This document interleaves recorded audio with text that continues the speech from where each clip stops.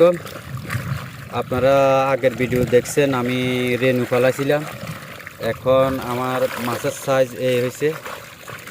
এখন আজকে আমি ধরছিলাম আপনাদের দেখার জন্য সাইজ কীরকম হয়েছে একটু জানাই না। এই দেখেন সাইজগুলো, এই দেখেন সাইজ, এই হয়েছে সাইজ। আমার বাগিনা ধরছিল, লগে আছে, আমরা জাল দিয়ে ধরছিলাম। এই হলো আমার ফিশারি,